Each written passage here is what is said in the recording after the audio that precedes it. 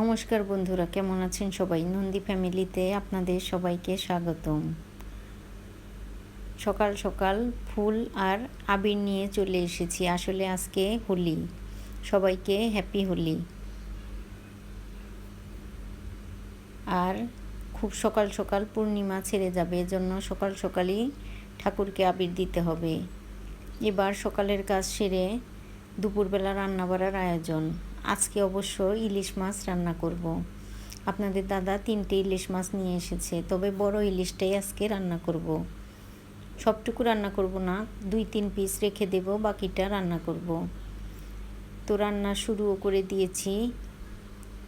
আমার ভাই এসেছে, আর ভাইয়ের জন্য আর আমার ছোট বাচ্চার জন্য ঝাল ছাড়া মশলা খুব কম দিয়ে রান্না করেছি, আর আমাদের জন্য একটু ঝাল দিয়ে আলু দিয়ে ইলিশ মাছের ঝোল রান্না করছি একইভাবে, শুধু একটু ঝাল ছাড়া আর একটু ঝাল দিয়ে।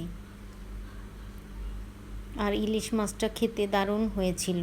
ইলিশ মাছের রান্নাটা একদম সিম্পলভাবে বসিয়ে দিয়েছি। মাছটা হালকা একটু কষিয়ে নিয়েছি।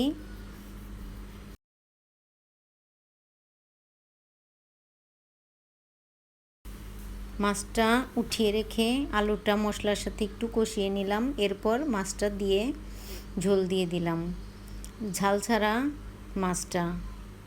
আর ঝাল দিয়ে যে মাছটা রান্না করছি সেই মাছটা মশলা কষিয়ে দিয়ে একবারে পরে মাছ দিয়ে দিয়েছি।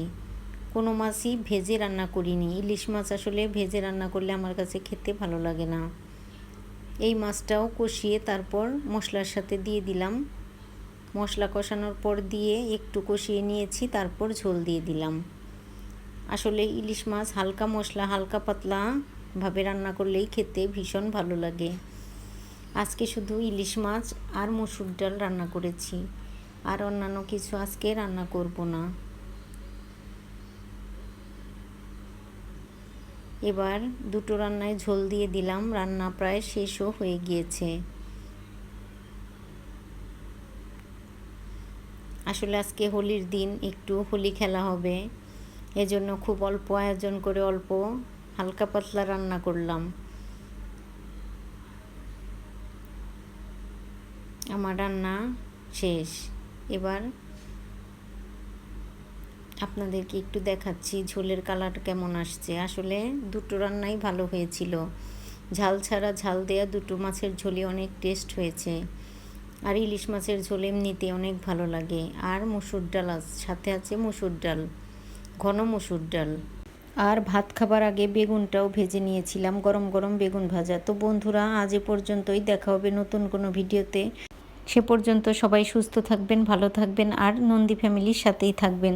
তো রাতের বেলা এখন তরমুজ কাটতে বসেছি। আসলে আপনাদের দাদা তরমুজ নিয়ে এসেছে, এবার তরমুজটা কেটে দেখি কেমন। সবাই ভালো থাকবেন।